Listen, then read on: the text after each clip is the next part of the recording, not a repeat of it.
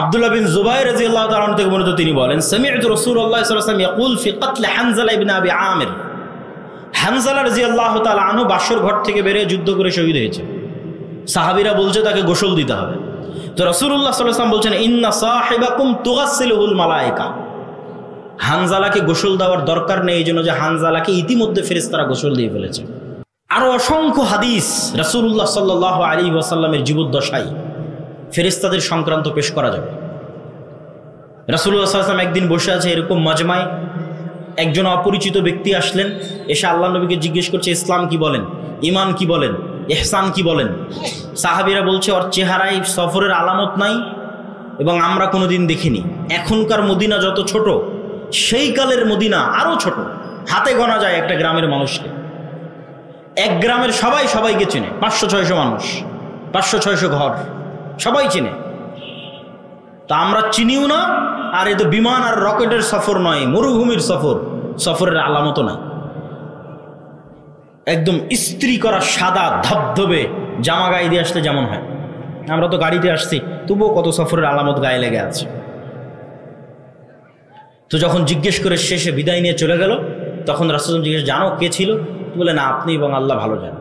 তো বলে জিবরাইল এসেছিল তোমাদেরকে দিন শেখানোর জন্য। আল্লাহ সুবহানাহু ওয়া তাআলা সূরা আনফালের মধ্যে, সূরা আনফালের মধ্যে, সূরা আলে ইমরানের মধ্যে, সূরা আহজাবের মধ্যে আসমান থেকে বদর, উহুদ, খন্দক, হুনাইনে তিনি ফেরেশতা অবতীর্ণ করেছেন, এই মর্মে আয়াত স্পষ্টভাবে আল্লাহ বলেছেন ইস্তাস্তাগীসুনা রাব্বাকুম ফাস্তাজাবা লাকুম আন্নী মুমিদ্দুকুম বিআলফিম মিনাল মালায়েকা। তোমাদের প্রতিপালক 1000 ফেরেশতা পাঠিয়ে তোমাদের সহযোগিতা করেছে। ইস্তাকুলু লিল মুমিনিনা আলাই ইয়াকফিয়াকুম আন ইউমিদ্দাকুম রাব্বুকুম বিসালাসাতি আলাফিম মিনাল মালায়েকা মুনজিলিন। তোমাদের প্রতিপালক 3000 ফেরেশতা অবতীর্ণ করে সহযোগিতা করেছেন। হাযা ইমদিদকুম রাব্বুকুম বিখামসাতি আলাফিম মিনাল মালায়েকাতি মুসাওয়িমিন। সারিবদ্ধভাবে 5000 ফেরেশতা অবতীর্ণ করে তোমাদের প্রতিপালক সহযোগিতা করেছে। ইয়া আইয়ুহাল্লাযীনা আমানু যকুরু নি'মাতাল্লাহি আলাইকুম ইয জাআতকুম জুনুদুন ফাআরসালনা আলাইহিম রিহান ওয়া জুনুদান লাম তারাওহা। খন্দকের যুদ্ধে আমরা 2টে বাহিনী পাঠিয়েছিলাম, একটা বিশাল ঝড়ো বাতাস, আর একটা এমন সেনাবাহিনী যাকে তোমরা দেখতে পাও না, সেটা যে ফেরেশতার সেনাবাহিনী। নূর পৃথিবীতে অস্তিত্বশীল একটি বিষয়, যা মানুষের চোখে তৈরি হতে পারে, মানুষের কানে তৈরি হতে পারে, মানুষের সামনে তৈরি হতে পারে, মানুষের পিছনে তৈরি হতে পারে, মানুষের উপরে তৈরি হতে পারে, মানুষের নিচে তৈরি হতে পারে। আপনার চোখের পাওয়ার যেমন বাস্তব, কানের শ্রবণ শক্তির পাওয়ার যেমন বাস্তব। কেউ ভালো দেখে তো কেউ কম দেখে, সে চশমা লাগিয়েছে। তো পাওয়ারের কম বেশি তো আর চোখ দিয়ে দেখা যায় না যে কোথায় পাওয়ার কম বেশি হলো, কিন্তু যে ব্যবহার করছে সে ঠিকই বুঝে যে না, আমার চোখের পাওয়ার কমে গেছে। তো চোখের পাওয়ার যেমন বাস্তব, কারো স্মৃতিশক্তি ভালো, কারো স্মৃতিশক্তি খারাপ। একটা পড়া কেউ একবার পড়লে মুখস্থ হয়, আর একটা পড়া কেউ 10 বার পড়লেও মুখস্থ হয় না। এটা তো ব্রেন ফাটিয়েও দেখা যাবে না যে আসলে কি কারণে এটা এরকম হচ্ছে। কিন্তু যার ব্রেন দুর্বল সে ঠিকই বুঝে, যার ব্রেন ভালো সেও ঠিকই বুঝে। মানুষও বুঝে যে এর ব্রেন ভালো, এর ব্রেন দুর্বল। তো এই বিষয়গুলো যেমন অদৃশ্য হওয়ার পরও বাস্তব, না দেখতে পাওয়ার পরও বাস্তব যে মানুষের চোখের দৃষ্টিশক্তির কম বেশি আছে, মানুষের স্মৃতিশক্তির কম বেশি আছে। ঠিক এটাও বাস্তব যে আপনার চোখে নূর আছে না নাই। আপনার চোখের নূর মারা গেছে না আপনার চোখের নূর পাওয়ারফুল আছে। ঠিক যেমন মাইকের আওয়াজের ভলিউমের কম বেশি বাস্তব, এই লাইটের পাওয়ারের ভোল্টেজের কম বেশি বাস্তব। বেশি ভোল্টের লাইট যেমন বেশি জ্বলে, কম ভোল্টের লাইট যেমন কম আলো দেয়, এটা যেমন বাস্তব। আপনার অন্তরের নূর আছে না নাই এটা তেমন বাস্তব। নূর যদি আপনার অন্তরে থাকে তাহলে অন্তর জীবিত আছে, আর যদি অন্তরে নূর না থাকে তাহলে অন্তর মারা গেছে। আপনি পৃথিবীতে জীবন্ত লাশ অবস্থায় বসবাস করছেন। সম্মানিত উপস্থিতি, তাহলে নূর একটা বাস্তব অস্তিত্বশীল জিনিস যা আল্লাহর নবী কামনা করছেন। রাসূল সাল্লাল্লাহু আলাইহি ওয়াসাল্লাম আর এক হাদিসে বলেন, আব্দুল্লাহ বিন আব্বাস রাদিয়াল্লাহু তাআলা আনহু থেকে বর্ণিত, আল্লাহুম্মা আউযু বিনূরি ওয়াজহিক, হে আল্লাহ আমি আপনার চেহারার নূরের মাধ্যমে পরিত্রাণ চাচ্ছি। আল্লাযী আশরাকাত লাহু যুলুমাত, আসমান এবং জমিন এবং তার মধ্যে যত অন্ধকার আছে সব অন্ধকার আলোকিত হয়েছে আপনার চেহারার নূরের কারণে। সূর্যের নিজস্ব আলো বলে কোনো আলো নাই। আসমান এবং জমিনের যত আলো তৈরি হয়েছে নিজস্ব আলো বলে কোনো আলো নাই। রাসূলুল্লাহ সাল্লাল্লাহু আলাইহি ওয়াসাল্লাম বলছেন আপনার চেহারার নূর ওটার মাধ্যমে পরিত্রাণ চাচ্ছি, যেটা আশরাকাত, যেটার মাধ্যমে সমগ্র আসমান এবং তার মধ্যে যা কিছু আছে সবকিছু আলোকিত হয়েছে। ওয়া সালুহা আলাইহি আমরুদ দুনিয়া ওয়াল আখিরা, আসমান এবং জমিনে যা কিছু চলতেছে তার সকল কিছুই এটির উপর নির্ভরশীল, পরিচালনার কেন্দ্রবিন্দু। এবং রাসূলুল্লাহ সাল্লাল্লাহু আলাইহি ওয়াসাল্লাম আর এক হাদিসে বলেন,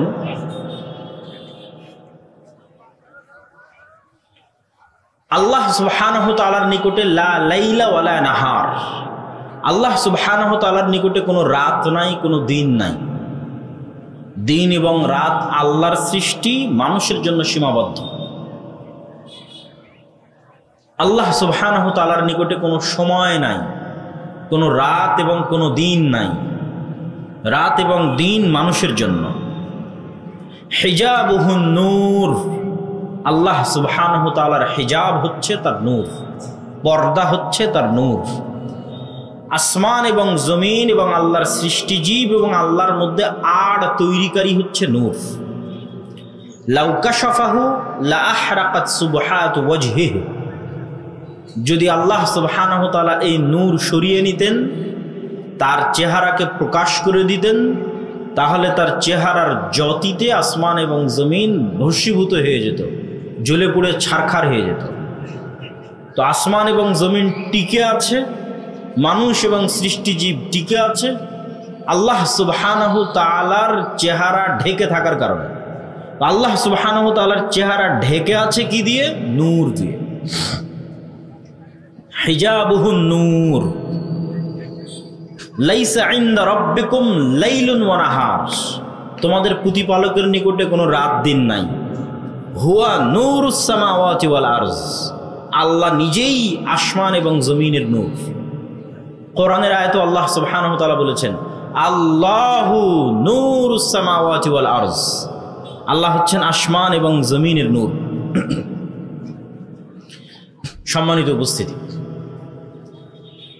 এবার আল্লাহ সুবহানাহু ওয়া তাআলা নূর থেকে তৈরি করেছেন ফেরেশতাকে। খুলিকাতিল মালাইকাতু মিন নূর, ফেরেশতারা তৈরি হয়েছে নূর থেকে। আল কোরআন নূর, কোরআন হচ্ছে নূর। আল ইসলাম নূর, ইসলাম হচ্ছে নূর। মানে আপনার অন্তরে, ওই যে বললাম আপনার চোখের পাওয়ারের কম বেশি, লাইটের ভোল্টেজের কম বেশি, তো আপনার অন্তরে কোরআনের নূর যেমন আছে এখানে নূর তেমন বাড়তেছে। আপনার চোখ দিয়ে যত আপনি কোরআন তেলাওয়াত করতেছেন চোখের নূর বাড়তেছে। আপনি যখন ওযু করতেছেন তখন আপনার হাতে নূর তৈরি হচ্ছে, এই নূর কিয়ামতের মাঠে দেখা যাবে। মানুষ তার হাতের ওযুর নূর কিয়ামতের মাঠে দেখতে পাবে। এবার আপনি যখন চোখ দিয়ে অশ্লীল দৃশ্য দেখতেছেন তো ঠিক যেমন চোখের পাওয়ার কমে যায় মানুষের, ওইভাবে আপনার চোখের নূর মৃত্যুবরণ করতেছে, কমে যাচ্ছে, নাই হয়ে যাচ্ছে। কান দিয়ে যখন গান শ্রবণ করতেছেন তখন কানের নূর নাই হয়ে যাচ্ছে। যখন কোনো গুনাহে লিপ্ত হচ্ছেন তখন অন্তরে কালো দাগ পড়তেছে, কালো দাগ পড়ে যাওয়ার কারণে অন্তরের নূর হারিয়ে যাচ্ছে।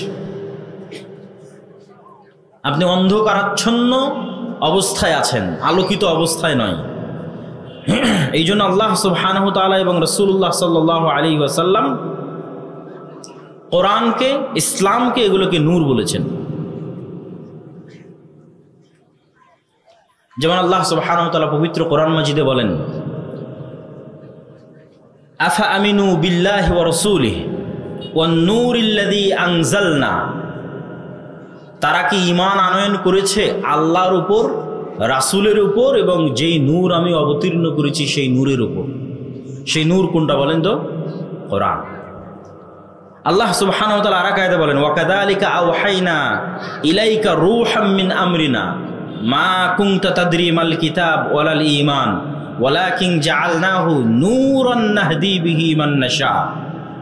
হে আল্লাহর নবী, আপনি জানতেন না ঈমান কাকে বলে, কিতাব কাকে বলে, কিন্তু এই কোরআনকে নূরান নাহদি বিহি মান নাশা, এই কোরআনকে নূর বানিয়েছে, লাইট, আলো, নূর। নাহদি বিহি মান নাশা, এটাতে যাকে ইচ্ছা তাকে আমরা হেদায়েত দান করি। আর আল্লাহ সুবহানাহু ওয়া তাআলা যাকে ইচ্ছা তাকে এই নূরের মাধ্যমে সিরাতে মুস্তাকিমের রাস্তা দেখান। আল্লাহ সুবহানাহু ওয়া তাআলা নিজে বলছেন। আল্লাহ সুবহানাহু ওয়া তাআলা আরো বলেন, ইউরিদুনা লিইউতফিউ নূরাল্লাহ, তারা চায় আল্লাহর নূরকে নিভিয়ে দিবে। ওয়াল্লাহু মুতিম্মু নূরিহি, আর আল্লাহ তার নূরকে পূর্ণতা দান করবেন। এখানে আল্লাহর নূর কোনটা বলেন তো? ইসলাম। এখানে আল্লাহর নূর কোনটা? ইসলাম। তাহলে ইউরিদুনা লিইউতফিউ নূরাল্লাহ, তারা আল্লাহর নূরকে নিভিয়ে দিতে চায়। আল্লাহর নূর হচ্ছে ইসলাম, আল্লাহর নূর হচ্ছে কোরআন। ইয়া আইয়ুহাল্লাযীনা আমানুত্তাকুল্লাহ ওয়া আমিনু বিরাসূলিহি ইউতিকুম কিফলাইনি মির রাহমাতিহি ওয়া ইয়াজআল লাকুম নূরান তামশুনা বিহি। মানুষের আমল যে নূর তৈরি করবে এ বিষয়ে আল্লাহ সুবহানাহু ওয়া তাআলা স্পষ্টভাবে পবিত্র কোরআন মাজিদে বলেছেন, ওয়াল্লাযীনা আমানু মাআহু নূরুহুম ইয়াসআ বাইনা আইদিহিম ওয়া বিআইমানিহিম। কিয়ামতের মাঠে মানুষ দেখবে তাদের আমলের নূর তাদের ডানে বামে বিচ্ছুরিত হচ্ছে এবং সিরাতে মুস্তাকিম অতিক্রম করবে, সিরাত অতিক্রম করবে, পুল সিরাত অতিক্রম করবে দুনিয়াতে যত বেশি নূর অর্জন করেছে সেই নূর দিয়ে। ওয়াল্লাযীনা আমানু মাআহু নূরুহুম ইয়াসআ বাইনা আইদিহিম, তাদের ডানে এবং বামে তাদের আমলের নূর বিচ্ছুরিত হতে থাকবে কিয়ামতের মাঠে। আল্লাহ সুবহানাহু ওয়া তাআলা পবিত্র কোরআন মাজিদে আরো বলেন, ওয়াল্লাযীনা আমানু বিল্লাহি ওয়া রাসূলিহি উলাইকা হুমুস সিদ্দিকুনা ওয়াশ শুহাদা ইনদা রাব্বিহিম লাহুম আজরুহুম ওয়া নূরুহুম। যারা সিদ্দিক এবং শুহাদা তাদের যেমন নেকি আছে তেমন তাদের নূরও আল্লাহর কাছে পাওনা আছে। কিয়ামতের মাঠে তারা তাদের নূর পাবে, যে নূর দুনিয়াতে অর্জন করেছে। ইসলামের প্রতি আমল করেছে, নূর অর্জন করেছে। কোরআন তেলাওয়াত করেছে, নূর অর্জন করেছে। ওযু করেছে, নূর অর্জন করেছে। সালাত আদায় করেছে, নূর অর্জন করেছে। এগুলো সব বাস্তবে যেমন আপনি লাইট বন্ধ হয় এবং নিভে যাওয়া দেখছেন, ঠিক আপনার অন্তরের নূর আছে অথবা নাই এটা বাস্তব। আপনার চোখে নূর আছে অথবা নাই এটা বাস্তব। ইয়াউমা তারাল মুমিনিনা ওয়াল মুমিনাত, কিয়ামতের দিন মুমিন এবং মুমিনারা দেখবে নূরুহুম বাইনা আইদিহিম ওয়া বিআইমানিহিম, দেখবে তাদের আমলের নূর ছুটে বেড়াচ্ছে তাদের ডানে এবং তাদের বামে। বুশরাকুমুল ইয়াউমা জান্নাত, তোমাদের জন্য আজকে সুসংবাদ, এই নূর ধারণকারীদের জন্য সুসংবাদ হচ্ছে জান্নাত। সম্মানিত উপস্থিতি, নূর থাকলে হৃদয় জীবিত আছে, নূর নাই হৃদয় মারা গেছে, মৃত্যুবরণ করেছে। নূরের হৃদয় পরিপূর্ণ অবস্থায় আছে, শয়তান ভয়ে পালাবে। এটা হচ্ছে আপনার নফসে, আপনার হৃদয় নূরের পাওয়ারের প্রভাব। যেমন খুব ভয়ঙ্কর প্রজ্বলমান লাইটের দিকে যেমন তাকানো যায় না, সূর্যের দিকে যেমন তাকানো যায় না, আল্লাহ সুবহানাহু ওয়া তাআলার চেহারা যেমন এই চর্মচক্ষু দিয়ে দেখা যায় না, ঠিক কারো হৃদয়ের নূর যদি এতটা প্রভাবশালী হয় তো শয়তান ধারে কাছে আসবে না। যেমন উমর রাদিয়াল্লাহু তাআলা আনহুকে দেখে শয়তান রাস্তা পরিবর্তন করে নিত।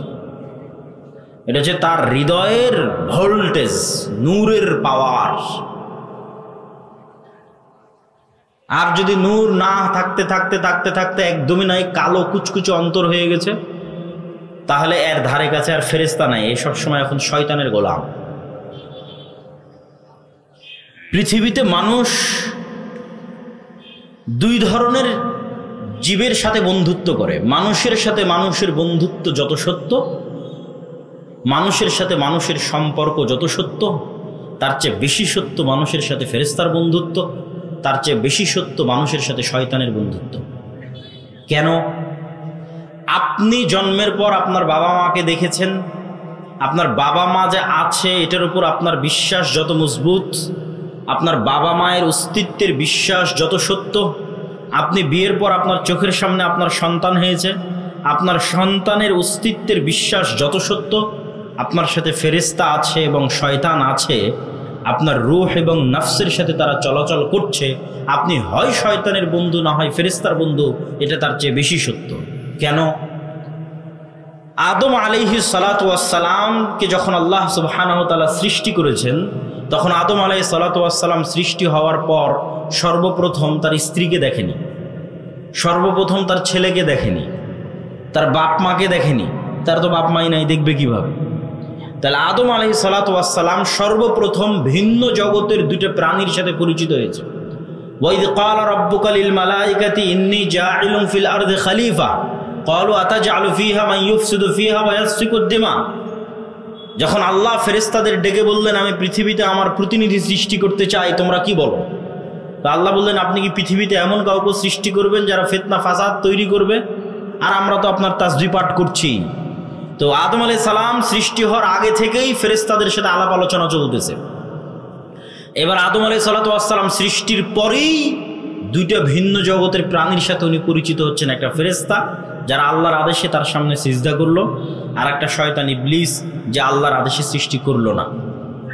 তাহলে মানুষ পৃথিবীতে সৃষ্টি হওয়ার পর সর্বপ্রথম আরেক মানুষের সাথে বন্ধুত্ব হয়নি, সর্বপ্রথম আরেক মানুষের সাথে শত্রুতা হয়নি, সর্বপ্রথম বন্ধুত্ব হয়েছে ভিন্ন জগতের প্রাণীর সাথে, সর্বপ্রথম শত্রুতা হয়েছে ভিন্ন জগতের প্রাণীর সাথে।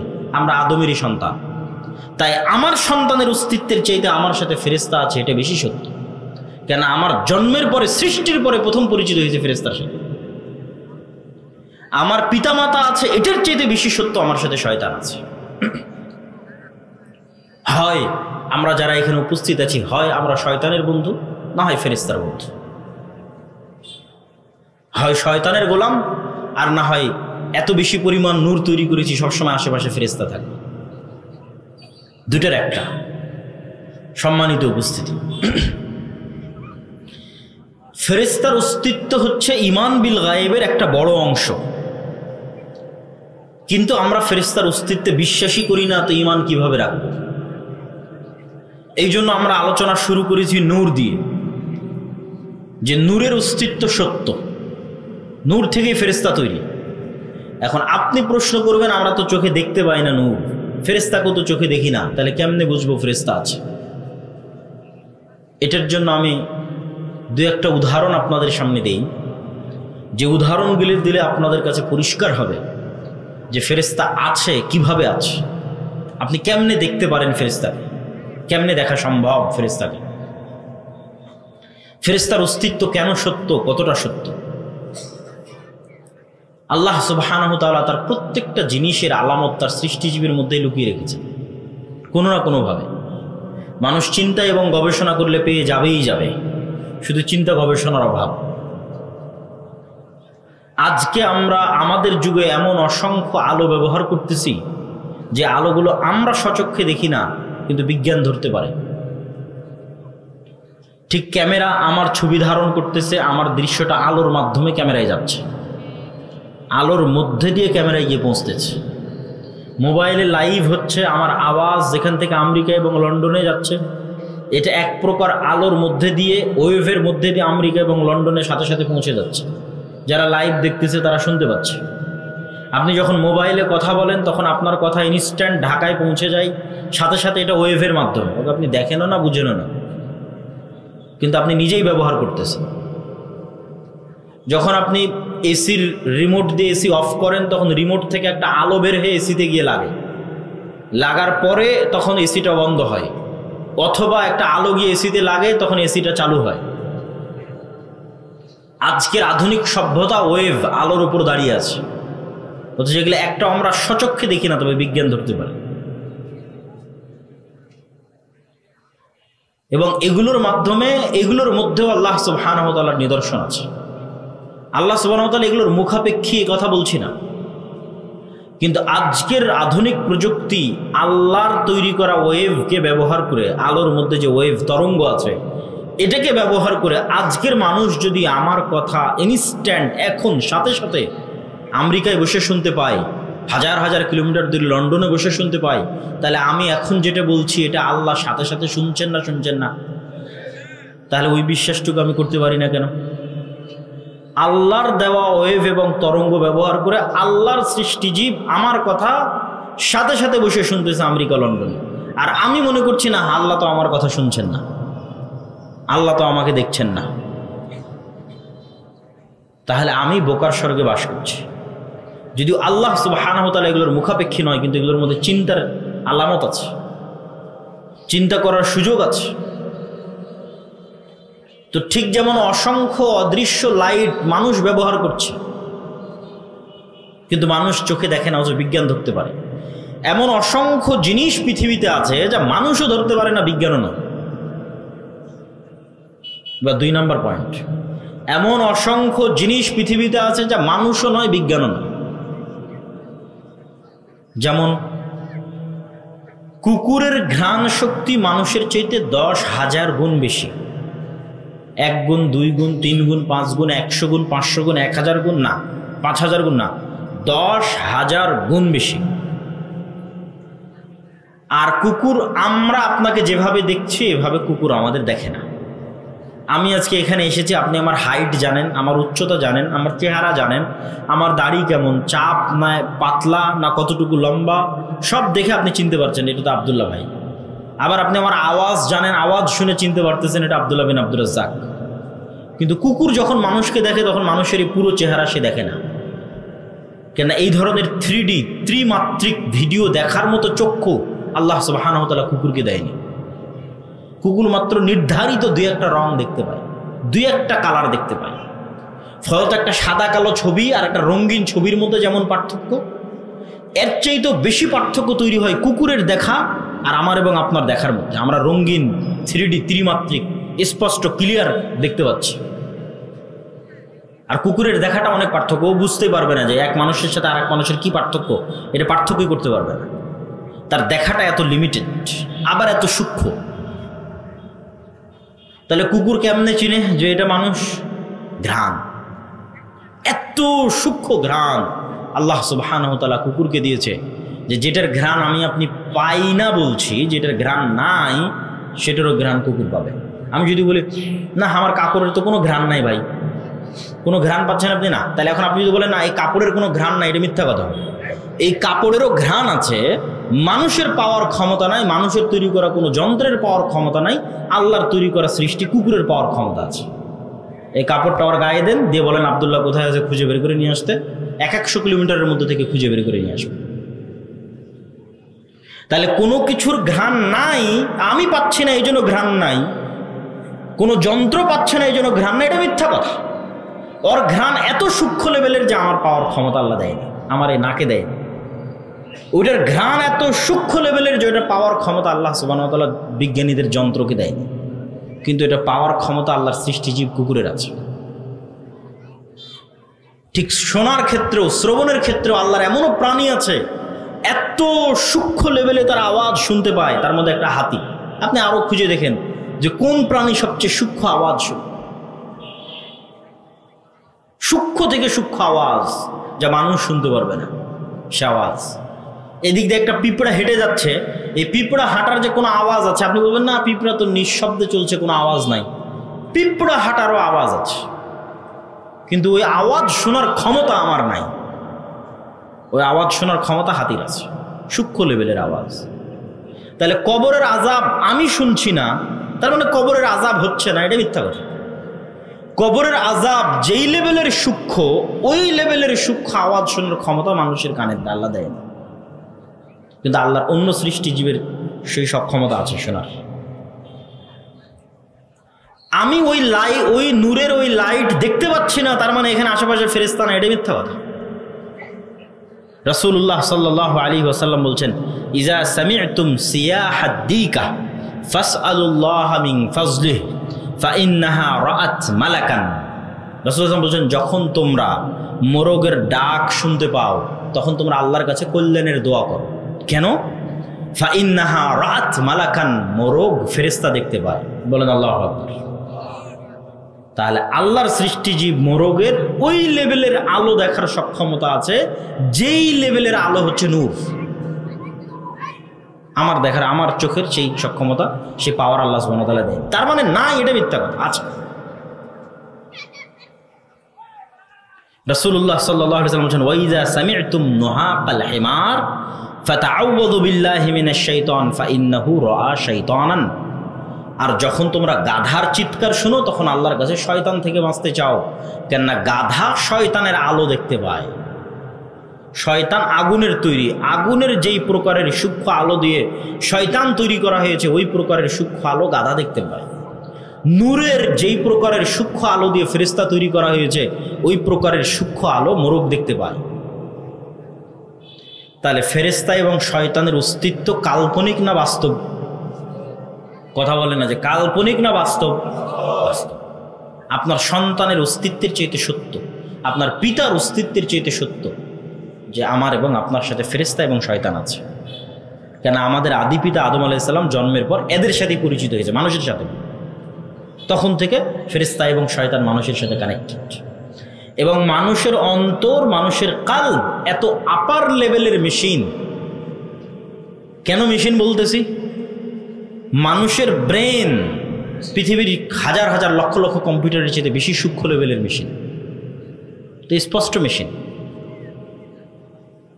কাফা বিনাফসিকাল ইয়াউমা আলাইকা হাসিবা, আল্লাহ বলছেন আজকে তোমার হিসাব নেওয়ার জন্য তুমিই যথেষ্ট। তো আমার হিসাব নেওয়ার জন্য আমি যথেষ্ট, আর অনেকগুলো মাধ্যম হতে পারে, কিন্তু একটা সহজ মাধ্যম বলি, সেটা হচ্ছে আমার ব্রেন। বিজ্ঞানীরা বলতেছে যে মানুষের ব্রেনের ধারণ ক্ষমতা, মানুষের বয়স যদি 1000 বছর হতো তাহলে 1000 বছরে যা দেখতো, যা শুনতো, যা বলতো তার সব কিছুই ব্রেনে সেভ করে রাখা সম্ভব। কিন্তু মানুষ তো রাখে মাত্র 60 বছর, ইউজ করে মাত্র 60 বছর। মানুষের ব্রেনের পর্দা দিয়ে যদি সমগ্র পৃথিবীকে ঘিরে ফেলা হয় তো কয়েকবার পুরো পৃথিবী ঘেরা যাবে, এতটা পাওয়ারফুল মানুষের ব্রেন। তাহলে আমি চোখ দিয়ে দেখতেছি এটাই ক্যামেরার লেন্স, ওই ক্যামেরা যেমন ওর মেমোরি কার্ডে সেভ করতেছে, আমার চোখ দিয়ে দেখা সেভ কোথায় হচ্ছে? ব্রেনে সেভ হচ্ছে। আপনি তো, আপনার তো মনে থাকে, যা করেন সব মনে থাকে, যা দেখেন সব মনে থাকে। কোথায় গিয়ে সেভ হয়? এখানে গিয়ে সেভ হয়, ব্রেনে গিয়ে সেভ হয়। এখন ইলন মাস্ক গবেষণা করতেছে যে মানুষের ব্রেনের সাথে ইন্টারনেট লাগাবে। তো মানুষের ব্রেনের সাথে ইন্টারনেট লাগলে মানুষই তো তার ডাটা ট্রান্সফার করে দেখতে পারবে কি কি দেখেছে, কি কি মুখস্থ করেছে, কি কি আছে ওর ব্রেনের মধ্যে। যদি ব্রেনের মেমোরিকে রিড করার সক্ষমতা মানুষ অর্জন করে, তাহলে মানুষই যদি এই সক্ষমতা অর্জন করে তো কিয়ামতের মাঠে কাফা বিনাফসিকাল ইয়াউমা আলাইকা হাসিবা, তোমার হিসাব নেওয়ার জন্য তো তুমিই যথেষ্ট বাবা, তোমার ব্রেনে তো সবই সেভ আছে। তোমার ব্রেনে তুমি যা ভিডিও দেখেছো তাও সেভ হয়ে আছে, যে কি কি ভিডিও দেখেছো, যা গান শুনেছো তাও সেভ হয়ে আছে, তুমি কি কি গান শুনেছো, যা কাজ করেছো তাও সেভ হয়ে আছে। তাহলে আর কিসের সাক্ষী দরকার? কাফা বিনাফসিকাল ইয়াউমা আলাইকা হাসিবা, আজকে তুমি যথেষ্ট, তোমার হিসাব নয়। এত ভয়ঙ্কর মেশিন এখানে লাগানো আছে। এর চাইতেও টপ লেভেলের মেশিন হচ্ছে অন্তর। মেশিন বলতেছি বুঝার সুবিধার্থে। কিভাবে, কেন বললাম এত টপ লেভেলের? এই জন্য যে মোবাইল দিয়ে মানুষের সাথে মানুষের যোগাযোগ হয়। পৃথিবীর এমন কোনো মেশিন আবিষ্কার হয়নি যে ফেরেশতার সাথেও যোগাযোগ করতে পারে, শয়তানের সাথেও যোগাযোগ করতে পারে। কিন্তু আমাদের শরীরের মধ্যে যেখানে রাসূল বলছে যে তাকওয়া হা হুনা, যেটা কালব, যেখানে রূহ থাকে, সেই জায়গাটা এত আপার লেভেলের, এত টপ ক্লাস যে এ যেমন মানুষের সাথেও ভালোবাসা মহব্বত করতে পারে, ঘৃণা, অন্তর, রাগ, দুঃখ, ক্ষোভ, চোখের পানি সব এখান থেকে তৈরি হয়, আবেগ, অনুভূতি সব এখান থেকে তৈরি হয়। তো এই যেমন মানুষের প্রতি ভালোবাসা রাখতে পারে, মানুষের সাথে বন্ধুত্ব তৈরি করতে পারে, এই আপার লেভেলের মেশিন শয়তানের সাথেও কানেকশন তৈরি করতে পারে, ফেরেশতার সাথেও পারে। এটা ফেরেশতা এবং শয়তানের অস্তিত্বের সাথে আপনার কানেকশনের বাস্তবতা বোঝানোর জন্য আপনাকে মেশিন বলে উদাহরণ দিচ্ছি, যাতে আপনি বাস্তবতা বুঝতে পারেন যে ঠিক মেসেঞ্জারে যেমন আপনি চ্যাট করতেছেন, হোয়াটসঅ্যাপে যেমন মেসেজ দিচ্ছেন, ওর চাইতে বাস্তব আপনার এই রূহ, নফস, আপনার এই কালবের সাথে শয়তানের সম্পর্ক এবং ফেরেশতার সম্পর্ক।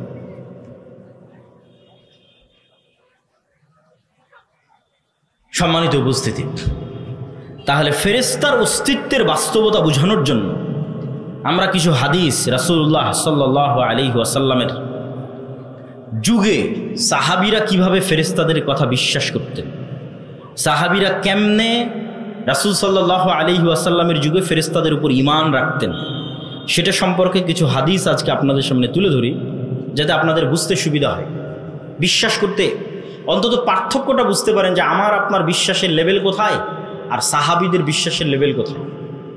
সাহাবীরা কোন লেভেলে ঈমান রাখতো যে ফেরেশতা আছে, আর আমরা কোন লেভেলে ঈমান রাখি যে ফেরেশতা আছে। বক্তব্যের মধ্যে আমি আবারও অনুরোধ করব যে আপনারা যারা ডানে বামে দাঁড়িয়ে আছেন তারা দয়া করে বসে পড়েন, পিছনের দিকে যারা দাঁড়িয়ে আছেন তারাও বসে পড়েন, আমাদের মেহমানরা আস্তে আস্তে যেন আমরা কেউ দাঁড়িয়ে না থাকি। আবু হুরায়রা রাদিয়াল্লাহু তাআলা আনহু থেকে বর্ণিত, তিনি বলেন, একদিন রাসূল সাল্লাল্লাহু আলাইহি ওয়াসাল্লাম আবু বকর বসে আছেন। আল্লাহর নবী বললেন, তোমার দুই পাশে যে দুইজন মুজাহিদ সাদা ধবধবে পোশাক পরে যুদ্ধ করতেছিল ভয়ঙ্করভাবে, এরা দুইজন আর কেউ নয়, জিবরাইল এবং মিকাইল। হাদিস সহিহ মুসলিম 2414। আয়েশা রাদিয়াল্লাহু তাআলা আনহা বলছেন, রাসূলুল্লাহ সাল্লাল্লাহু আলাইহি ওয়াসাল্লাম লাম্মা রাজা রাসূলুল্লাহ সাল্লাল্লাহু আলাইহি ওয়াসাল্লাম মিনাল খান্দাক, আল্লাহর নবী খন্দকের দিন যুদ্ধ থেকে ফিরে এসেছেন। খন্দকে মক্কা এবং তার আশেপাশের আরব গোত্রগুলো একত্রিত হয়ে 1 মাস ব্যাপী মদিনাকে ঘিরে রেখেছিল। পরে বিশাল ঝড়ে সব ছত্রভঙ্গ হয়ে গেছে। তো আল্লাহর নবী এটাকে বিজয় মনে করে ঘরে ফিরে এসেছেন, অস্ত্র রেখে দিয়েছেন, গোসল করতে যাবেন। তো জিবরাইল এসে বলছেন, ওয়াজাআতা সিলাহ ওয়াল্লাহি মা ওয়াজাআনা, আপনি অস্ত্র রেখে দিয়েছেন, আমরা তো অস্ত্র রাখিনি। জিবরাইল কেন অস্ত্র রাখেনি? জিবরাইল এই জন্য অস্ত্র রাখেনি যে খন্দকের যুদ্ধে 3টা ইহুদি গোত্র গাদ্দারি করেছিল, বানু কুরাইজা, বানু কাইনুকা, বানু নাজির। এই 3টা ইহুদি গোত্র মদিনা সনদে আল্লাহর নবীর সাথে চুক্তিবদ্ধ আছে যে মদিনার ওপর যেই আক্রমণ করুক না কেন আমরা তোমাদের সাথে একতাবদ্ধ থাকব। ঠিক এখন যেমন বাংলাদেশের সব রাজনৈতিক দলগুলো মনে মনে একতাবদ্ধ হচ্ছে, হ্যাঁ আগের সরকারের বিরুদ্ধে আমরা একতাবদ্ধ। তাহলে এই চুক্তি কেউ ভঙ্গ করে গাদ্দারি করে যদি কেউ আগের সরকারকে পুনর্বাসন করার চেষ্টা করে, তো সেম অবস্থা, যে মদিনার সব পক্ষ একমত যে মদিনায় আক্রমণ করলে আমরা মুহাম্মদ সাল্লাল্লাহু আলাইহি ওয়াসাল্লামের সাথে আছি। কিন্তু এই কথা বলার পরেও 3টা ইহুদি গোত্র এই গত 1 মাস তলে তলে মক্কার মুশরিকদের সহযোগিতা করেছে। এটা মুহাম্মদ সাল্লাল্লাহু আলাইহি ওয়াসাল্লামও জানে, ফেরেশতারাও জানে, আল্লাহও জানে। তো জিবরাইল এসে বলছে, আমরা তো অস্ত্র রাখিনি, যুদ্ধ তো মক্কার মুশরিকদের সাথে শেষ হয়েছে, গাদ্দারদের সাথে তো শেষ হয়নি, মুনাফিকদের সাথে তো শেষ হয়নি। অতএব এক্ষুনি বের হন।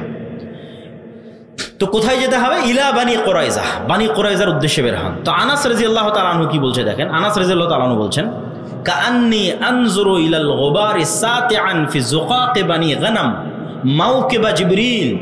আল্লাহর নবী যখন ঘর থেকে বের হয়ে সাহাবীদের বললেন, চলো বানু কুরাইজার গোত্রের দিকে, জিবরাইল আদেশ দিয়েছে।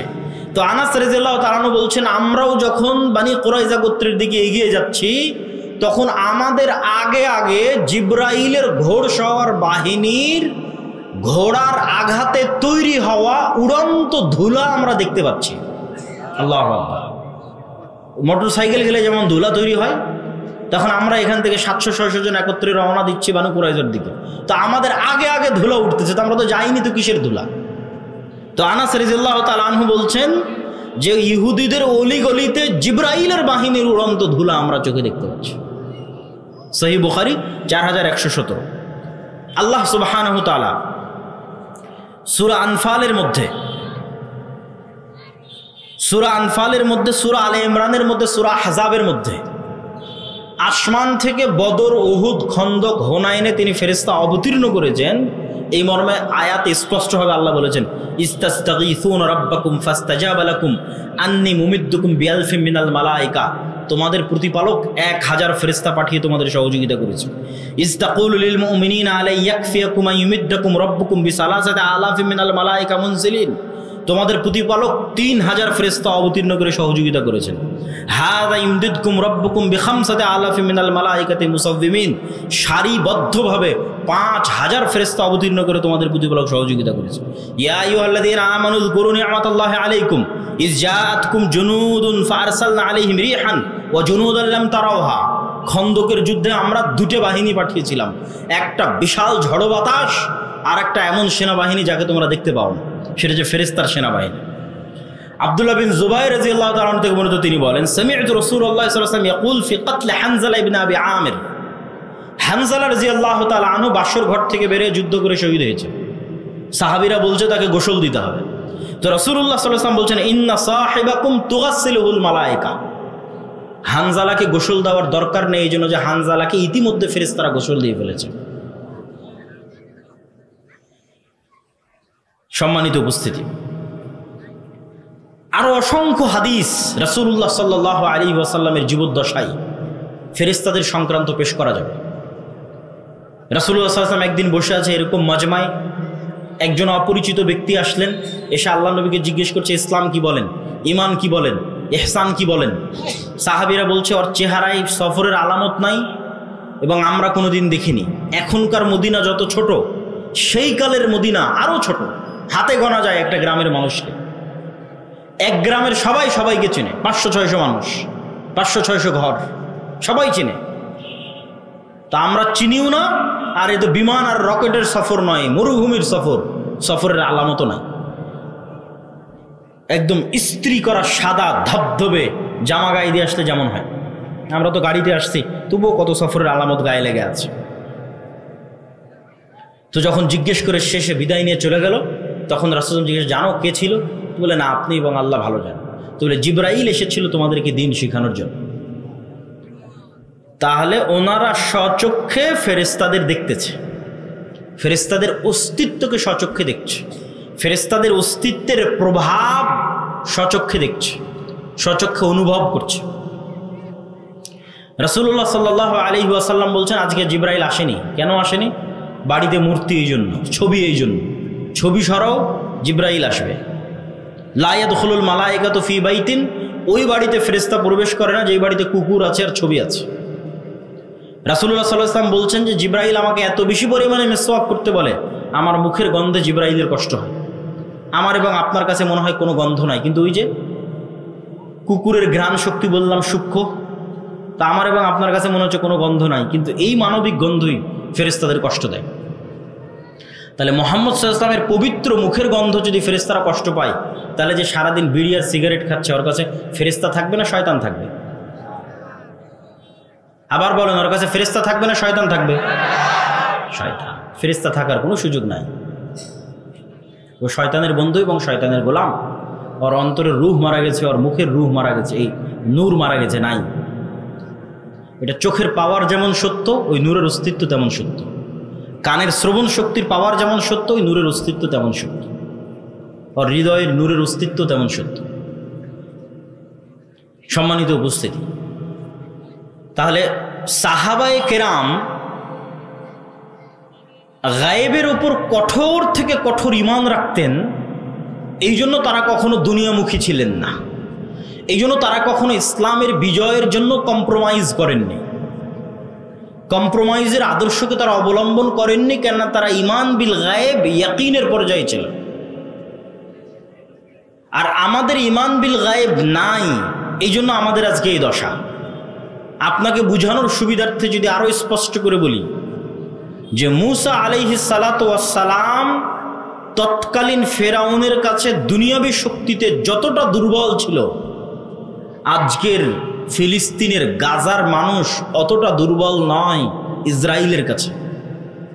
আরো যদি ঘুরিয়ে বলি, আজকের ইসরায়েলের কাছে ফিলিস্তিনের গাজার মানুষ যত দুর্বল, আজ থেকে 3000-4000 বছর আগে ফেরাউনের কাছে মুসা আলাইহিস সালাম তার চেয়ে শতগুণে বেশি দুর্বল ছিলেন দুনিয়াবী দিক থেকে, দুনিয়াবী শক্তি ক্ষমতার দিক থেকে। আরও যদি বুঝানোর জন্য বলি, আজ থেকে 1400 বছর আগে মুহাম্মদ সাল্লাল্লাহু আলাইহি ওয়াসাল্লাম এবং তার সাহাবীরা আবু বকর, ওমর, ওসমান, আলী রাদিয়াল্লাহু তাআলা আনহুম, খালিদ বিন ওয়ালিদ, আমর ইবনুল আস, তারা পারস্য এবং রোমান সাম্রাজ্যের তুলনায় যতটা দুর্বল ছিল, আজকের সারা বিশ্বের মুসলমানেরা আমেরিকা, ইউরোপের তুলনায় অতটা দুর্বল নয়। আরো সহজ করে বলি, আজকের সমগ্র বিশ্বের মুসলমানেরা আমেরিকা এবং ইউরোপের দুনিয়াবী শক্তির তুলনায় যতটুকু দুর্বল, তার চেয়ে শতগুণ দুর্বল ছিল মুহাম্মদ সাল্লাল্লাহু আলাইহি ওয়াসাল্লাম এবং তার সাহাবীরা, খালিদ বিন ওয়ালিদ এবং আমর ইবনুল আসেরা দুনিয়াবী শক্তির তুলনায় তৎকালীন রোমান এবং পারস্যের কাছে শতগুণ বেশি দুর্বল ছিল। তাহলে ওরা জিতলো কেমনে? ওদের জয় লাভের মূল রহস্য দুনিয়াবি নয়, কেননা দুনিয়াবি শক্তিতে এটা মোকাবেলা সম্ভব নয়। ফেরাউনের শক্তির সামনে মুসার শক্তি জিরো দুনিয়াবি শক্তিতে, সুতরাং বিজয় সম্ভব নয়। রোমান এবং পারস্য সাম্রাজ্যের শক্তির সামনে মুসলমানদের শক্তি জিরো, এখানে বিজয় সম্ভব নয়। আজকে মুসলমানদের শক্তি থাকার পরও মুসলমানদের বিজয় নাই কেন? খালিদ বিন ওয়ালিদ, আমর ইবনে আস এরা বদর, উহুদ, খন্দকে স্বচক্ষে ফেরেশতাদের সহযোগিতা দেখেছে, যে কিভাবে ফেরেশতা নেমে এসে যুদ্ধ করে মুহাম্মদ সাল্লাল্লাহু আলাইহি ওয়াসাল্লামের পক্ষে। আল্লাহর শক্তি এবং আল্লাহর ক্ষমতার উপর অগাধ আস্থা। ফলত যখন এরা যুদ্ধের ময়দানে অবতীর্ণ হয়েছে তখন দুনিয়াবি শক্তির উপর ভরসা না আল্লাহর সাহায্য সহযোগিতার উপর ভরসা? আল্লাহর সাহায্য এবং সহযোগিতার উপর ভরসা। এই জন্য যুদ্ধের মাঠেও সালাত আদায়ের আদেশ, কেননা সালাত হচ্ছে পৃথিবীর সবচেয়ে বড় টেকনোলজি। আল্লাহ সুবহানাহু ওয়া তাআলার সাহায্যকে পৃথিবীতে টেনে নিয়ে আসতে পারে। বুঝার জন্য টেকনোলজি বলতেছি, যাতে বুঝার সুবিধার্থে হয়, আপনার ভাষা যাতে আপনার কাছে বুঝার সুবিধার্থে হয়, যে আল্লাহর সাহায্য পৃথিবীতে টেনে নিয়ে আসবে। এর সবচেয়ে শক্তিশালী টেকনোলজি হচ্ছে সালাত। এই জন্য যুদ্ধের মাঠেও সালাত আদায় করে, কারণ দুনিয়াবি শক্তির কোনো কথা নেই। দুনিয়ার লজিকে তো সবাই মিলে ফায়ার করার কথা, বোমা বর্ষণ করার কথা, গুলি করার কথা, তীর চালানোর কথা, তরবারি চালানোর কথা, কিন্তু আল্লাহর লজিকে না। একদল যুদ্ধ করবে আর একদল সালাত আদায় করবে, কেননা ওটার মাধ্যমে গায়েবী মদদ পৃথিবীতে নেমে আসবে, অদৃশ্য শক্তির মদদ পৃথিবীতে নেমে আসবে। দুনিয়াবী শক্তি দিয়ে মুসলমানদের বিজয় সম্ভব নয়। তো আজকের মুসলমানদের সমস্যা হচ্ছে এরা না আল্লাহর উপর ভালোভাবে বিশ্বাস স্থাপন করে, না আল্লাহর শক্তি এবং ক্ষমতা সম্পর্কে জানে, না ফেরেশতার উপর কোনো বিশ্বাস আছে। আপনি নিজে চিন্তা করেন যে আজকে সাহাবীদের যে ঘটনাগুলো তুলে ধরলাম, এইটাতে কি মনে হয় যে সাহাবীরা ফেরেশতাকে কেমন বিশ্বাস করতেন, আর আমি এবং আপনি ফেরেশতাকে কেমন বিশ্বাস করি যে না ফেরেশতা আছে? শুধু তো মুখে বলেছে আমানতু বিল্লাহি ওয়া মালাইকাতিহি, ঈমান আনছে আল্লাহর উপর, ঈমান আনছে ফেরেশতার উপর। কি ওই ঈমান কিসের ঈমান? যদি আল্লাহ এবং আল্লাহর শক্তি, আল্লাহর ক্ষমতা, আল্লাহর সাহায্য, গায়েবী মদদ, ফেরেশতার অস্তিত্ব, নূরের অস্তিত্ব, এগুলোর উপর যদি মুসলমানদের বিশ্বাসই থাকতো, তাহলে মন্দির পাহারা দিয়ে ভোট নেওয়া লাগতো না। যখন এগুলোর উপর বিশ্বাস নাই, তখন দুনিয়াবি লজিকে বিজয় অর্জন করতে হবে। দুনিয়াবি লজিকে মুসলমানদের বিজয় হবে না, মুসলমানদের বিজয় গায়েবী মদদেই হবে। মুসা আলাইহিস সালাতু ওয়াস সালামকে আল্লাহ সুবহানাহু ওয়া তাআলা শিখিয়েছেন যে তুমি যা দেখো, দুনিয়ার মানুষ যা দেখে তা বাস্তব নয়, কেন এগুলো আল্লাহর নূরের পর্দা দিয়ে ঢাকা আছে।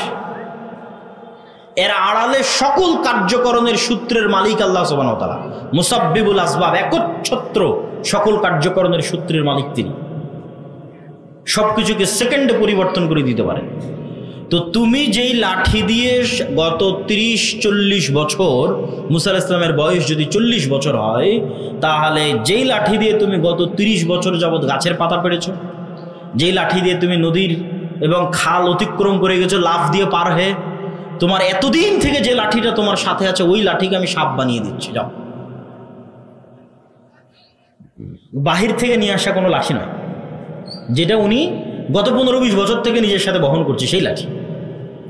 আল্লাহ বাহির থেকে একটা লাঠি দিলে দিয়ে বলে যে দেখো এটা লাঠি, এটাকে আমি সাপ বানিয়ে দিয়েছি না। তুমি যে লাঠি 15-20 বছর থেকে বহন করছো, ওই লাঠিকে সাপ বানিয়ে দিই। তুমি একদিন থেকে জানো যে এটা লাঠি, যাতে তুমি ভালোভাবে শিখো যে ফেরাউনের যা দুনিয়াবি শক্তি আছে এগুলো সমান জিরো। যেটা ইসলামের একটা কালিমা আছে, লা হাওলা ওয়ালা কুওয়াতা ইল্লা বিল্লাহ, নেই কোনো শক্তি, নেই কোনো ক্ষমতা, আল্লাহর শক্তি, আল্লাহর ক্ষমতা ছাড়া। তাহলে কি সারমর্ম দাঁড়ালো? আমেরিকার শক্তি এবং ক্ষমতা সমান কি? জিরো। এই বিশ্বাস যেই দিন অর্জন করতে পারবেন ইয়াকিনের লেভেলে, সেই দিন আপনার ইমান সাহাবীদের ইমানের কাছাকাছি হবে। ইসরায়েলের দুনিয়াবি ক্ষমতা এবং দুনিয়াবি শক্তি সমান যখন আপনি মানসিকভাবে মেন্টালি ফিল করতে পারবেন খুব ভালোভাবে যে না এই শক্তি এই ক্ষমতা সমান হচ্ছে জিরো, লা হাওলা ওয়ালা কুওয়াতা ইল্লা বিল্লাহ। পৃথিবীতে শক্তি এবং ক্ষমতা যদি একমাত্র থাকে সেটা কার? আল্লাহ সুবহানাহু ওয়া তাআলার। ইমানের মাত্রা যেদিন এই লেভেলে পৌঁছে যাবে, ইমানের মাত্রা অনুযায়ী হেল্প আসবে।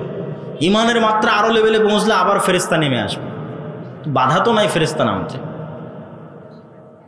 ফেরেশতা নামতে বাধা নাই, তার প্রমাণ কোথায়? রাসূলুল্লাহ সাল্লাল্লাহু আলাইহি ওয়াসাল্লাম বলছেন দাজ্জাল পৃথিবীর সব শহরে যাবে। মক্কা মদিনায় যখন ঢোকার চেষ্টা করবে তখন মক্কা মদিনার প্রত্যেকটা প্রবেশ পথে ফেরেশতা উন্মুক্ত তরবারি হাতে দাঁড়িয়ে থাকবে। ঈসা আলাইহিস সালাতু ওয়াস সালাম ফেরেশতার ঘাড়ে হাত দিয়ে দুনিয়াতে নেমে আসবে। তো মানুষ তো দেখবে ফেরেশতাকে, ফেরেশতার ঘাড়ে হাত দিয়ে নেমে আসে। তো ফেরেশতা নেমে আসতে কোনো বাধা নাই, কিন্তু ওই লেভেলের ইমানই নাই তো আসবে কোথায়? ওই লেভেলের ইয়াকিন নাই, তাহলে আসবে কোথায় থেকে?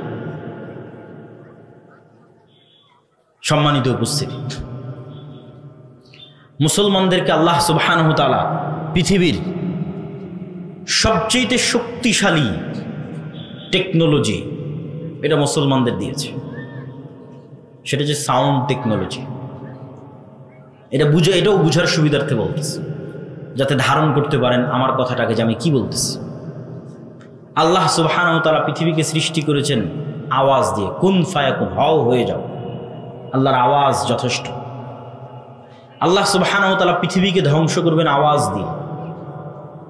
ইসরাফিল যখন বাঁশিতে ফুঁ দিবে আওয়াজ তৈরি হবে, ওই আওয়াজ আকাশ বুঝতে পারবে, ওই আওয়াজ সূর্য বুঝতে পারবে, ওই আওয়াজ চন্দ্র বুঝতে পারবে। এগুলো আওয়াজ রিসিভ করা মাত্র চূর্ণ বিচূর্ণ হয়ে যাবে, কেন ওইভাবে সেট আপ করা আছে, ওইভাবে ইনস্টল করা আছে। আমার গায়ের এই জামারও আওয়াজ বুঝার সক্ষমতা আছে, এই মাইকেরও আওয়াজ বুঝার সক্ষমতা আছে, কিন্তু কোন আওয়াজ বুঝে আমি জানি না। আল্লাহ সুবহানাহু ওয়া তাআলা সাউন্ড টেকনোলজির কিছু জ্ঞান সুলাইমান আলাইহিস সালাতু ওয়াস সালামকে দিয়েছেন। পিঁপড়াও কিছু বলে আমি বুঝি না, গরুও কিছু বলে আমি বুঝি না, সুলাইমান আলাইহিস সালাম বুঝতেন। পাখিও কিছু বলে আমি বুঝি না। তাহলে পৃথিবীর প্রত্যেকটা বস্তু আওয়াজ রিসিভ করে এবং আওয়াজ ছাড়ে। ইউসাব্বিহু লিল্লাহি মা ফিস সামাওয়াতি ওয়া মা ফিল আরদ।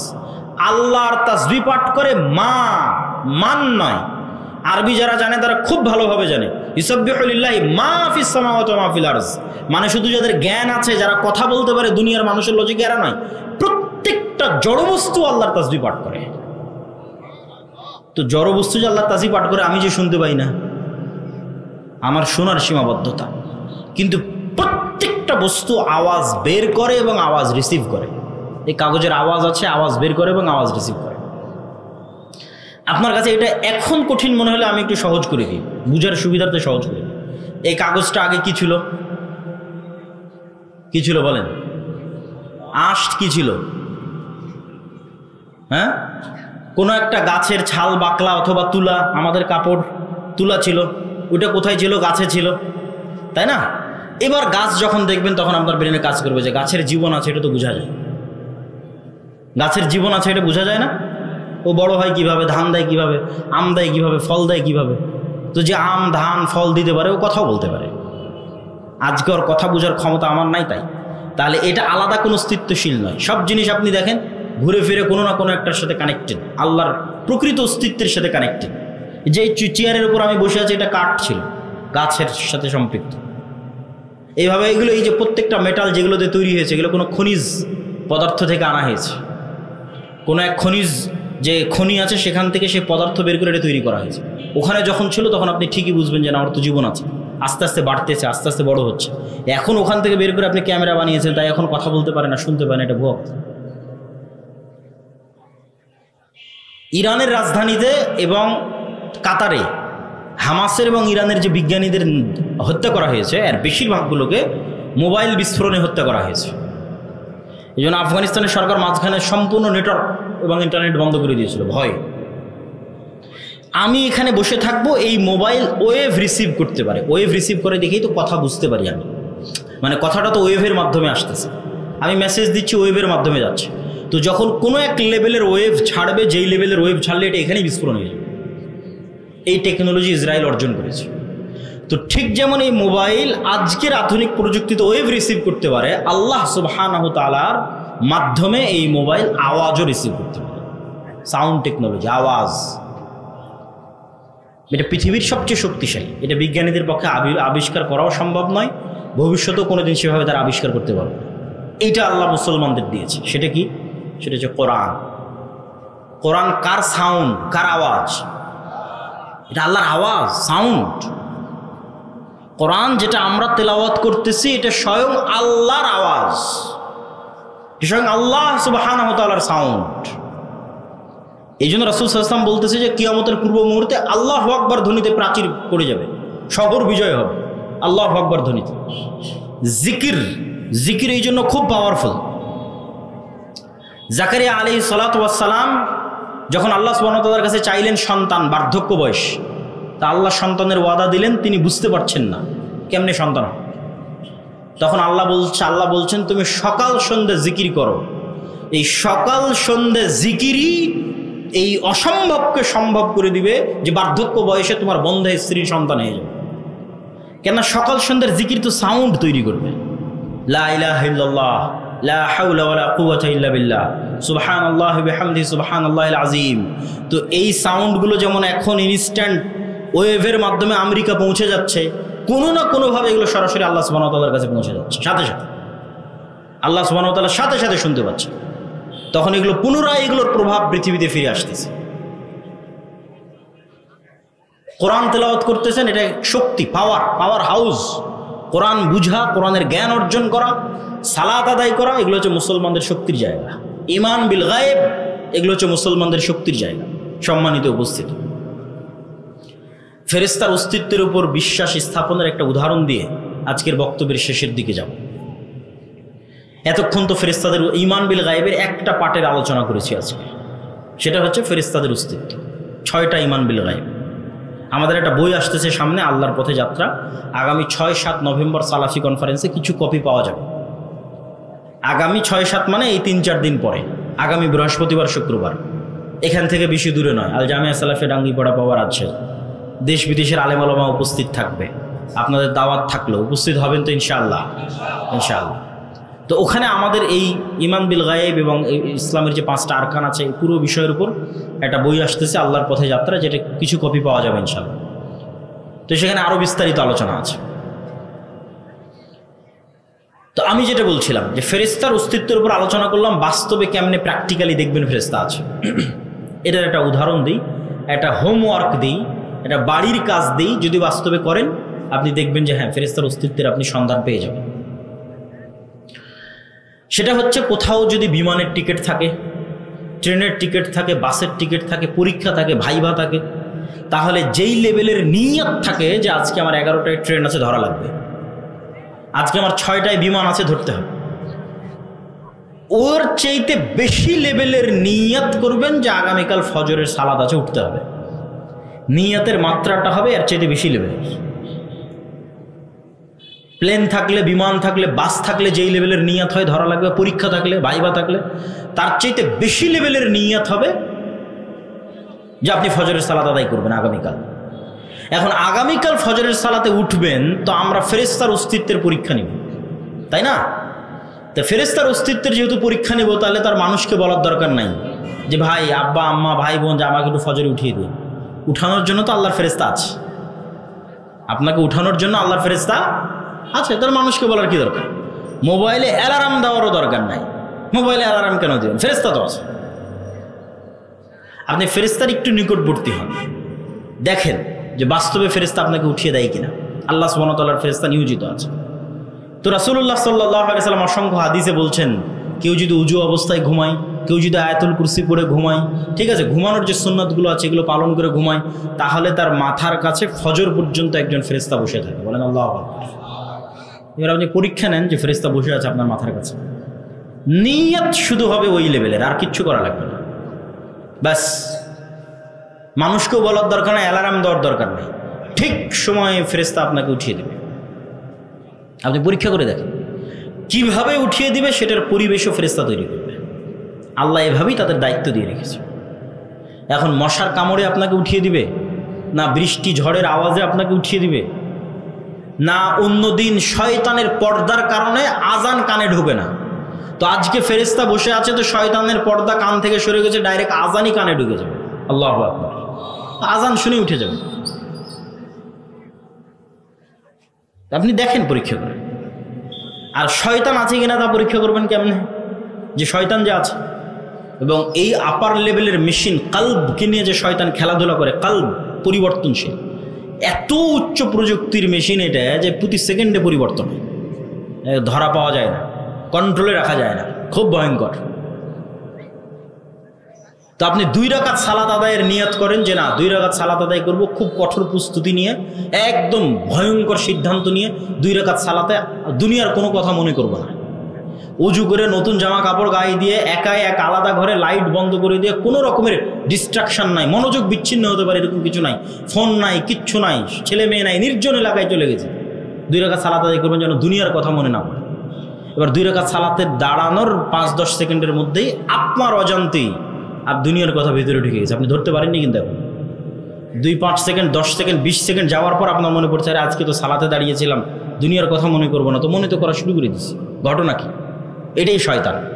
রাসূল সাল্লাল্লাহু আলাইহি ওয়াসাল্লাম বলছেন ইয়াখতালিসুহু শাইতান, শয়তান সালাতের মধ্যে মানুষের অন্তরকে ছিনিয়ে নিয়ে চলে যায় রাখবে, এটাই শয়তান। তাহলে শয়তানের অস্তিত্ব, ফেরেশতার অস্তিত্ব আপনার ছেলের চেয়েও সত্য, আপনার বাবা মায়ের চেয়েও সত্য। আপনার বাড়িতে আপনি কাকে জায়গা দিয়েছেন সেটা চিন্তা করেন। বাড়িতে যদি ছবি থাকে, বাড়িতে যদি মূর্তি থাকে, কুকুর থাকে, বাড়িতে যদি সালাম দিয়ে না ঢুকেন, বাড়িতে যদি কোরআন তেলাওয়াত না হয়, তাহলে ওই বাড়িতে সবসময় কে আছে? শয়তান আছে। পেশাবের যত্ন নেয় না, পরিষ্কার পরিচ্ছন্ন থাকে না, ঠিক আছে? ওরা সব মুতাহহারুন, ফেরেশতাদের পেশাব নয়, পায়খানা নেই, সব পবিত্র। তাহলে যে পেশাবের যত্ন নেয় না, অজু করে না, নামাজ পড়ে না, ওর কাছে ফেরেশতা থাকবে জীবন? যে অজু ভাঙলেই অজু করে, ওর সাথে ফেরেশতা থাকবে। অথবা অন্তত যে 5 ওয়াক্ত সালাত আদায় করে, পেশাব থেকে বেঁচে থাকে, পেশাব থেকে পবিত্র থাকে, ফরজ গোসল হলে গোসল আদায় করে, এর সাথে ফেরেশতা থাকে। বরকতের ফেরেশতা, রহমতের ফেরেশতা। আর ফেরেশতা কেন্দ্রিক কত অসংখ্য হাদিস আছে রাসূলুল্লাহ সাল্লাল্লাহু আলাইহি ওয়াসাল্লামের। কেউ যদি মসজিদে সালাত আদায় করে সালাতের জায়গাতেই বসে থাকে, তো না ওঠা পর্যন্ত ফেরেশতার জন্য দোয়া করতে থাকবে। কেউ যদি অসুস্থ ভাইকে দেখতে যায়, তাহলে তার জন্য ফেরেশতা দোয়া করতে থাকবে ইস্তেগফারের, তার অসুস্থ ভাইকে দেখতে যাওয়ার জন্য। ওই ব্যক্তি অসুস্থ ভাইকে দেখতে গেলেই কারণ। কেউ যদি জুমার দিন মসজিদে যায়, তাহলে ফেরেশতারা দরজায় বসে থাকে, কে আগে আসতেছে তার নাম লেখার জন্য। তারপরে যখন খতিব সাহেব মেম্বারে উঠে, তখন খাতা বন্ধ করে দিয়ে তারাও বক্তব্য শোনার জন্য বসে যায়। কোথাও যখন মানুষ একত্রিত হয় আল্লাহর নাম উচ্চারণ করার জন্য, তখন পৃথিবীতে কিছু ফেরেশতা আছে 24 ঘন্টা ভ্রমণ করতেছে, কে কোথায় আল্লাহর জিকির করতেছে, স্মরণ করতেছে, ওরা তখন ওখানে একত্রিত হয়ে যায়। আল্লাহ যদি চায়, আমাদের নিয়ত যদি ঠিক থাকে, তাহলে এখানে হাজার হাজার শত শত ফেরেশতা আছে। সম্মানিত উপস্থিতি, এই জন্য ঈমান বিল গায়বকে মজবুত করতে হবে, ইয়াকিনের লেভেলে নিয়ে যেতে হবে। অদৃশ্যের উপর বিশ্বাস, আল্লাহর উপর বিশ্বাস, আল্লাহর নূরের উপর বিশ্বাস, ফেরেশতার উপর বিশ্বাস, পরকালের উপর বিশ্বাস। পরকাল মানে মৃত্যুর পর পুনরুজ্জীবন, এটাই পরকাল। মৃত্যুর পর পুনরায় জীবিত করা, এটাই পরকাল। আর মৃত্যুর পর পুনরায় জীবিত করা, এটা আল্লাহর কাছে এত সহজ, এত সহজ, এত সহজ যে আল্লাহ দুনিয়াতেই দুইজন মানুষকে মৃতকে জীবিত করার ক্ষমতা দিয়ে দুনিয়ার মানুষকে দেখাবেন, দেখো মৃতকে জীবিত করা কত সহজ। আর তুমি বিশ্বাস করছো যে আমি মৃতকে জীবিত করতে পারবো না? তার একজন চলে গেছে, ঈসা আলাইহিস সালাতু ওয়াস সালাম। এইভাবে এক খাবল কাদা নিয়ে এইভাবে ফু দিতেন, বিইজনিল্লাহ, বিসমিল্লাহ, ওই এক খাবল কাদা থেকে পাখি হয়ে আকাশে উড়ে চলে যেত। মৃত মানুষের গায়ে হাত দিয়ে বলতেন বিইজনিল্লাহ, বিসমিল্লাহ, জীবিত হয়ে যাও, জীবিত হয়ে যেত। আর আরেকজন এখনো আসেনি, বাকি আছে, সেটা হচ্ছে দাজ্জাল। দাজ্জালকে আল্লাহ ক্ষমতা দিবে। এইভাবে দাজ্জাল দেখাবে যে আমি আল্লাহ, বিশ্বাস করছো না? আমি রব, বিশ্বাস করছো না? তোমার দাদা কই? আমার দাদা আজ থেকে 15-20 বছর আগে মারা গেছে। ঠিক আছে, তোমার দাদাকে নিয়ে আসতেছি। কবরস্থান থেকে মানুষের দাদা উঠে আসবে। তোমার আব্বা কই? আমার আব্বা আছে 2 বছর আগে মারা গেছে। ঠিক আছে, তোমার আব্বা আসতেছে। কবরস্থান থেকে ওর আব্বা উঠে, তোমার আম্মা কই? তোমার আম্মা 10 বছর আগে, ওর আম্মা কবরস্থান। তোমার দাদি কই? আরে দাদা, দাদি, বাবা, মা সব কবরস্থান থেকে উঠে এসেছে, জ্যান্ত জীবন তোর সামনে কথা বলতেছে। এই ফিতনা হচ্ছে দাজ্জালের ফিতনা। তাহলে দুনিয়াতে মানুষই মানুষকে জীবিত করবে আল্লাহর অনুমতিতে, ডাল ভাতের মতো। এটা আপনার কাছে আশ্চর্য মনে হচ্ছে? ঠিক আজ থেকে 100 বছর আগে যদি মহাদেবপুরে কেউ বক্তব্য দিয়ে গেছে, যদি দিয়ে গিয়ে থাকে, এরকম 500-1000 মানুষ যদি বসে থাকে, আর যদি বলে থাকে যে এখানে কথা বললে সরাসরি আমেরিকায় শোনা যাবে, তো এরকমই হেসেছে, এই কিরে আমি এখন কথা বলবো আমেরিকায় শোনা যাবে, পাগল নাকি? আর এখন আপনারা দেখতেছেন যে আপনি কথা বলছেন, ইংল্যান্ড আমেরিকায় শোনা যাচ্ছে ওই যে মোবাইল। এইরকম এটা একদম পানির মতো সহজ হয়ে যাবে। আজ থেকে 100 বছর আগে যেমন এখানে কথা বলবো আমেরিকায় লাইভ দেখা যাবে, আমেরিকায় চলবে, এখানে লাইভ দেখা যাবে, এটা যেমন অসম্ভব ছিল, আজকে যেমন একদম ইজি সহজ হয়ে গেছে, এই রকম সহজ হয়ে যাবে দাজ্জালের জন্য মৃতকে জীবিত করা, এবং সত্য এবং বাস্তব। আর এরকম সহজ আল্লাহ করে দিয়েছিলেন ঈসা আলাইহিস সালামের জন্য মৃতকে জীবিত করা, সহজ এবং বাস্তব, যাতে মানুষের ঈমান ইয়াকিন হয় যে আমরা মরলে আল্লাহ আমাদের কি করতে পারবে? বলেন তো কি করতে পারবে? জীবিত করতে পারবে। সম্মানিত উপস্থিতি, তো আপনি এখানে 1 টাকা দান করবেন, এটা হারিয়ে যাবে না, এটার প্রভাব কিয়ামতের মাঠে দেখা যাবে। আর কিয়ামতের মাঠে টাকার যখন খুব দরকার পড়বে তখন টাকা নাই। যেমন দুনিয়াতে কেস, কোর্ট কাছারি, মামলা মোকদ্দমা অনেক টাকা খরচ হয়ে যায়, তো দুনিয়ার আদালতেও তো কেস লাগবে, মানুষ যে কেস দিবে, মামলা দিবে যে আল্লাহ আমার এত টাকা মারে খাইছে, অমুক করেছে তুমুক করেছে, তো টাকা লাগবে জরিমানা দেওয়ার জন্য, পরিশোধ করার জন্য। কখন কার নামে গীবত করেছেন পরিশোধ তো করতে হবে। যদি টাকা না থাকে তাহলে ওর গুনাহের ভাগ নিয়ে পরিশোধ হতে হবে। আর যদি আগে থেকেই ব্যাংক ব্যালেন্সে ভালো টাকা, যেমন দুনিয়াতে যদি মোটামুটি আপনার ভালো টাকা থাকে মামলা মোকদ্দমা পরিচালনা করা সহজ হয়, তো আগেই আপনি পরকালের ব্যাংক ব্যালেন্সে ভালো টাকা পয়সা জমা করে গেছে, কিয়ামতের মাঠে যখন বিপদে পড়বেন সেগুলোই কাজে লাগবে। আর দুনিয়ার ব্যাংক ব্যালেন্সে টাকা রাখলে আর কতটুকুই বা বাড়বে? আল্লাহর কাছে টাকা রাখলে আল্লাহ সুবহানাহু ওয়া তাআলা 1 গুণ, 10 গুণ, 700 গুণ, তার চাইতেও বেশি আল্লাহ সুবহানাহু ওয়া তাআলা বাড়াতে পারে। আল্লাহু আকবার। তাই পরকালে আমাদের খুব টাকা পয়সার দরকার হবে, খুবই, কিন্তু সেটা ওখানে আর উপার্জন করার সুযোগ হবে না, এখান থেকেই ব্যবস্থা করে যেতে। এই জন্য আল্লাহ সুবহানাহু ওয়া তাআলা বলেছে আমি বিক্রি করে দিয়েছি জান্নাতকে, যারা জীবন দিয়ে দিয়েছে তাদের কাছে, আর যারা টাকা দিয়ে জান্নাত কিনেছে তাদের কাছে। এই দুইজনের কাছে জান্নাত বিক্রি, আল্লাহ সুবহানাহু ওয়া তাআলা জান্নাত বিক্রি করে। সম্মানিত উপস্থিতি, আমি আজকে এখানে এসেছি, গত বছর এসেছিলাম মনে হয়, তার আগের বছর হয়তো আসা হয়নি, এরকম কিছু। তো কোনোবার হয়তো আব্দুর রাজ্জাক বিন ইউসুফ উস্তাদজি মিস গেছে, আজকে সবাই আছে। আবার কবে এভাবে সবাই একত্রিত হতে পারবো আল্লাহ সুবহানাহু ওয়া তাআলা ভালো জানেন। বারবার সব উপজেলায় আমাদের যাওয়া সম্ভব হবে এটা আসলে হয় না। 600-র মতো উপজেলা, জালসা উপজেলা প্রোগ্রামের মাস 2-3 মাস, 70-80টা প্রোগ্রাম করলে ক্লান্ত হয়ে যাবেন, প্রতিদিন প্রোগ্রাম। তাহলে 600 উপজেলায় কিভাবে যাবেন? তাহলে আমাদের সাথে স্থায়ী সম্পর্ক রক্ষার সবচেয়ে বড় মাধ্যম হচ্ছে মাসিক আল ইতিসাম। আজ আসি, কাল না আসি, পরশু আসি, তারপরের দিন না আসি, প্রতি মাসে মাসিক আল ইতিসাম আপনার কাছে আসবে। আমি নিজে প্রতি মাসে 3টা লেখা লিখি মাসিক আল ইতিসামে, প্রত্যেক মাসে 3টা লেখা, একটা সম্পাদকীয়, একটা মিন্নাতুল বারী 3য় খণ্ড হাদিসের ব্যাখ্যা, আর একটা স্বাভাবিক যে কোনো চলমান লেখা। এত ব্যস্ততার মধ্যে 3টা লেখা কন্টিনিউ করতে হয় আপনাদের জন্য। তা আপনারা যদি মাসিক আল ইতিসাম না নেন তাহলে যে আজকের আপনাদেরকে আমার দেখা, আমার আপনাদের দেখা এই পর্যন্ত শেষ। আর যদি মাসিক আল ইতিসামের গ্রাহক এবং এজেন্ট হয়ে যান, 1 বছর সমান মনে হয় 450 কি 500 টাকা লাগে। 1 বছর মানে পুরো 1 বছরের টাকা মাত্র 500 টাকা দিবেন, 12 মাস আপনার ঠিকানা আসতে থাকবে। এটা হলো আমাদের সাথে স্থায়ী সম্পর্ক। আর আমাদের লিখিত যে বই পুস্তকগুলো আছে সেগুলো মোটামুটি আমাদের জ্ঞান আপনাদের কাছে পৌঁছে দেওয়ার একটা মাধ্যম। সেটা আমার লিখিত বই হোক, ফিলিস্তিন হোক, শায়েখ আব্দুর রাজ্জাক বিন ইউসুফের বই হোক, সালাত হোক, দোয়া হোক, অথবা আমার আম্মার লিখিত বই হোক, এগুলোকে মূল্যায়ন করার চেষ্টা করবে।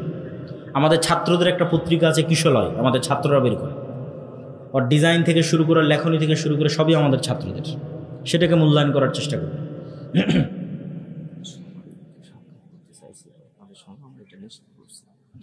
ঠিক আছে। তো আদ-দাওয়া ইলাল্লাহর সাথে সম্পৃক্ত হওয়া, মসজিদগুলোকে, মক্তবগুলোকে, কেন এখানে যাতায়াত খরচও আমরা দিচ্ছি, শিক্ষার্থীদের বইও আমরা দিচ্ছি, প্রশিক্ষণও আমরা দিচ্ছি, সবই আমাদের। প্রতিযোগিতা আয়োজন করতে আমরা আসতেছি, তাহলে কেন আপনারা পিছিয়ে থাকবেন? আকিমুল ভাইয়ের সাথে যোগাযোগ করে যত বেশি সম্ভব মক্তবের শিক্ষকদের আমাদের ট্রেনিংয়ে পাঠান এবং মসজিদগুলোর মক্তবের মানোন্নয়নে আমাদেরকে সহযোগিতা করার সুযোগ দেন। পাশাপাশি যে দ্বীনি শিক্ষা প্রতিষ্ঠানগুলো আছে সেগুলোকে আল জামিয়া সালাফিয়ার সাথে সম্পৃক্ত করে। আল জামিয়া সালাফিয়া বর্তমান বাংলাদেশের শিক্ষাগুণে, মানে, আয়তনে, ছাত্র সংখ্যায়, বিদেশি শিক্ষকে সব দিক থেকে টপ 5 টপ 10-এর মধ্যে একটা প্রতিষ্ঠান হবে, যেটা আপনারাও খুব ভালোভাবে জানেন। অতএব জামিয়া সালাফির সাথে সম্পৃক্ত হওয়া, দাওয়া ইলাল্লাহর সাথে সম্পৃক্ত হওয়া, এগুলো আমাদের এবং আপনাদের খুব জরুরি কর্তব্য। আল্লাহ সুবহানাহু ওয়া তাআলা আমাদের এবং আপনাদের কবুল করুক।